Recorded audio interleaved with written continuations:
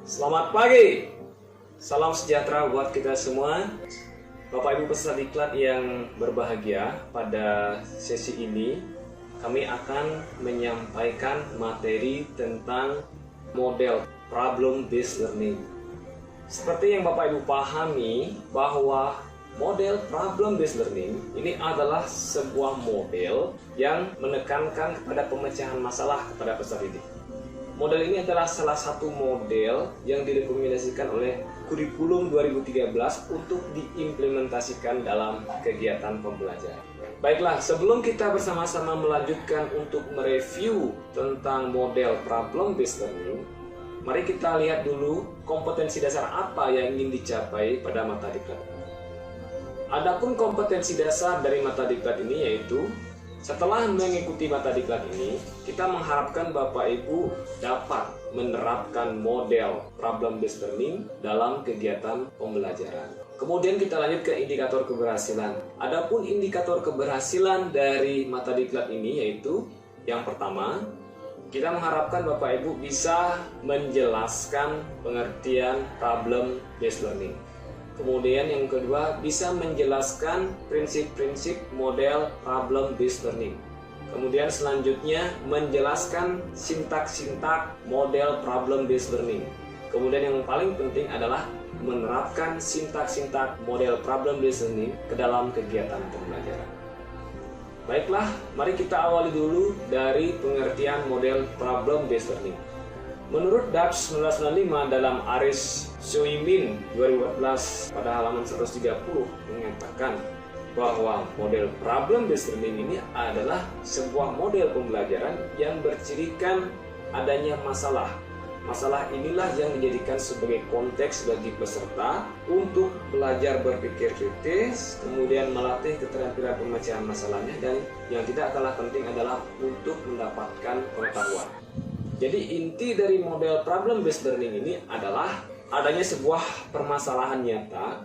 Kemudian dari permasalahan nyata ini kita mengharapkan peserta didik untuk mencari informasi, mengaitkan informasi-informasi yang ada untuk memecahkan permasalahan tersebut. Nah, tentunya permasalahan yang kita berikan ini masih terkait dengan materi, sehingga pemecahan masalah yang muncul pasti akan terkait dengan materi. Dengan demikian, siswa akan lebih mantap lagi pemahamannya bagaimana menerapkan informasi-informasi yang terdapat dalam materi ini untuk memecahkan permasalahan-permasalahan nyata dalam kehidupan sehari-hari. Seperti yang kita pahami bahwa model ini melatih keterampilan pemecahan masalah. Ini berarti bukan hanya ranah psikomotorik saja yang mau ditekankan pada penerapan model ini, tetapi ranah kognitifnya juga dapat. Karena apa? Karena munculnya keterampilan pemecahan masalah ini lahir dari pemahaman kognitif yang baik.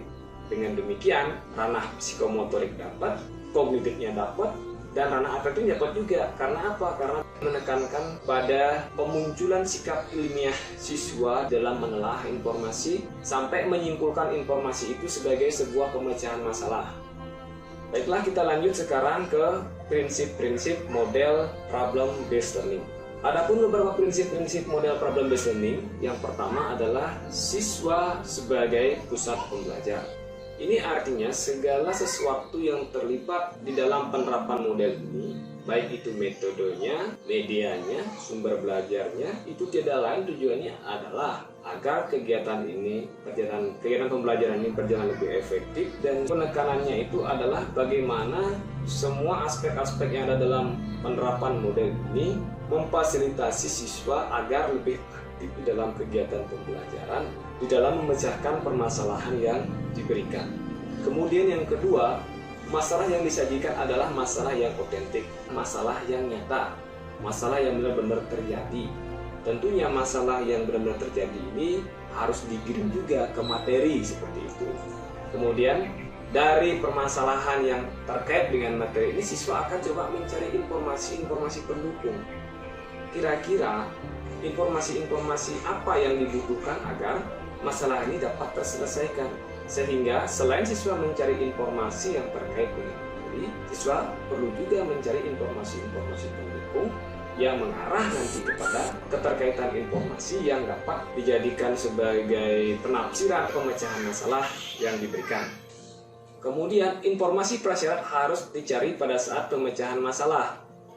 Ketika siswa dihadapkan pada sebuah permasalahan dan mewajibkan siswa untuk memecahkan masalah, pastinya informasi-informasi yang terkait dengan materi itu belumlah lengkap gitu. Nah, informasi-informasi yang lain ini perlu dicari.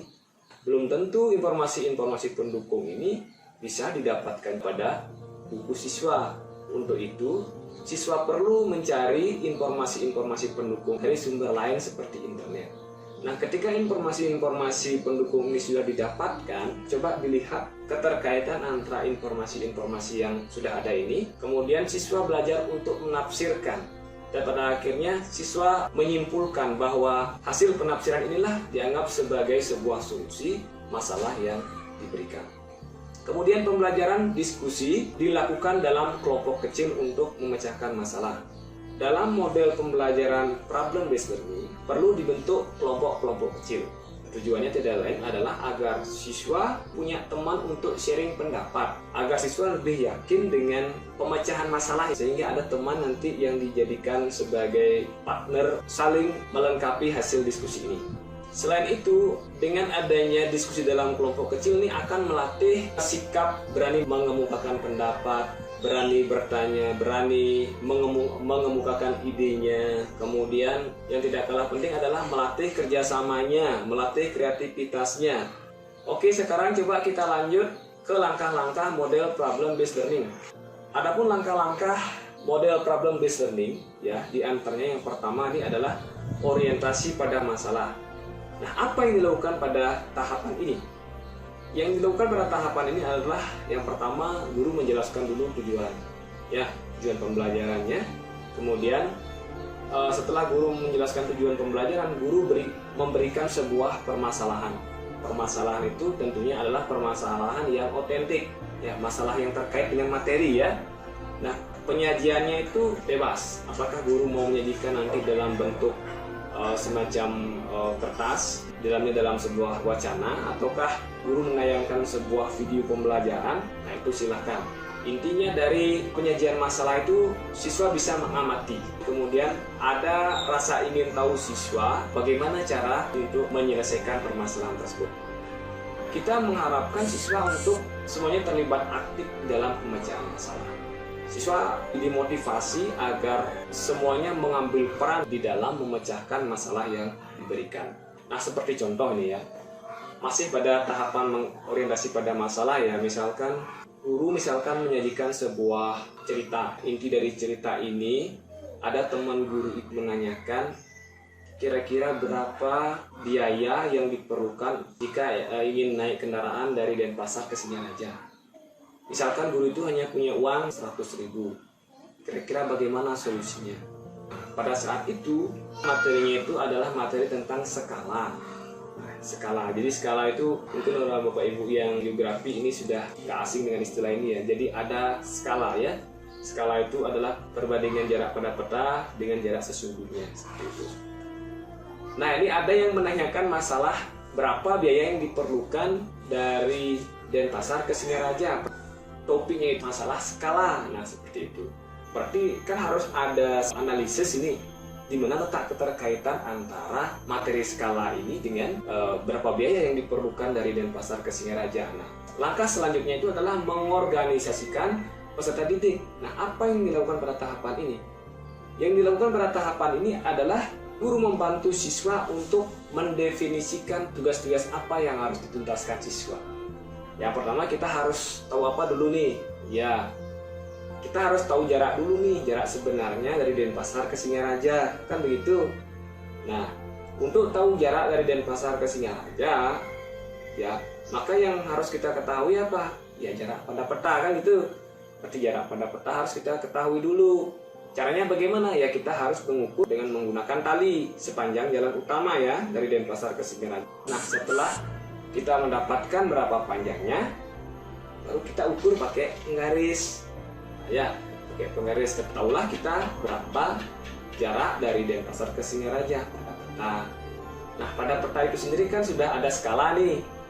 Berarti dari jarak pada peta kita tahu jarak sebenarnya. Oke, berarti yang harus dicari adalah pertama jarak sebenarnya. Data lain yang diperlukan adalah berapa kira-kira jarak tempuh 1 liter premium itu. Ya, berapa kira-kira jarak tempuh 1 liter premium itu dengan menggunakan sepeda motor Honda gitu misalkan. Ya, itu harus tahu ya. Berarti data itu dicari. Kemudian setelah itu kita ketahui, kita juga harus tahu nih berapa harga per liter premium. Ya, premiumnya berapa, pertama berapa, pertalite-nya berapa. Kita harus tahu itu. Sehingga baru kita bisa nanti menghitung ya. Dari tahapan mengorganisir ini kita sudah bisa melihat nih Bapak Ibu. Berarti yang pertama kita harus tahu dulu jarak sesungguhnya. Kemudian kita tahu berapa jarak tempuh 1 liter bensin atau pertama ya.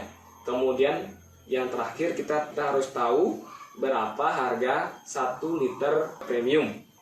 1 liter premium, 1 liter pertama, 1 liter pertalite. Itu harus kita tahu. Nah, itulah yang harus muncul pada kegiatan mengorganisasikan peserta didik. Nah, tahapan selanjutnya adalah membimbing penyelidikan. Apa yang dilakukan pada tahapan ini?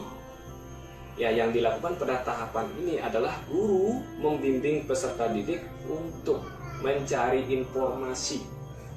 Ya, mencari informasi ini bisa mencari informasi pada buku, atau kalau memang dianggap penting untuk melakukan penyelidikan ataupun percobaan, silahkan. Berarti siswa harus dilibatkan dalam kegiatan penyelidikan atau percobaan. Pada saat membimbing penyelidikan ini, guru tidak serta-merta hanya membiarkan peserta didik itu mencari sendiri atau melakukan penyelidikan sendiri tanpa ada bimbingan. Pada saat siswa mencari informasi, pada saat siswa melakukan penyelidikan, disinilah tugas guru untuk mendampingi mereka. Bisa jadi dalam pencarian informasi ataupun pengumpulan data mereka mengalami kendala. Maka disitulah peran guru untuk memberikan bimbingan, memberikan solusi di dalam pengambilan data. Oke, kita lanjut sekarang ke tahapan berikutnya, yaitu mengembangkan dan menyajikan hasil karya. Nah, setelah data-data yang didapatkan, pada tahapan ini guru mengarahkan siswa untuk menyajikan hasil penyelidikan yang sudah dibuat. Jadi dibuatkanlah semacam laporannya, ya, laporan ataupun modelnya itu. Tentunya ketika siswa mau menyajikan ini harus ada diskusi dulu dengan teman-temannya ya, karena dia akan coba mengaitkan satu data yang satu dengan data yang lain.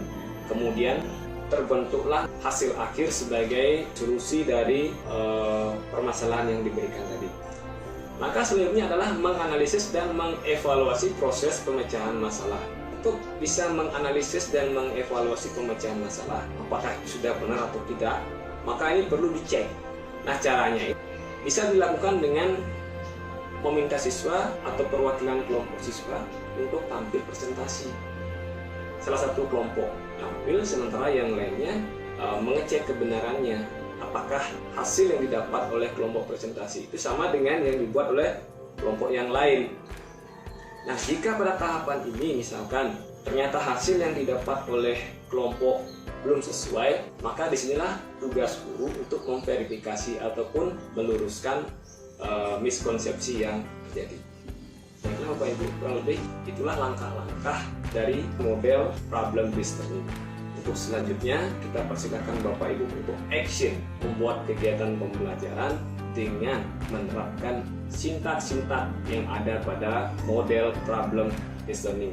Tentunya yang tidak kalah pentingnya adalah pilihlah kira-kira materi yang paling cocok untuk kita terapkan dengan model problem based learning ini.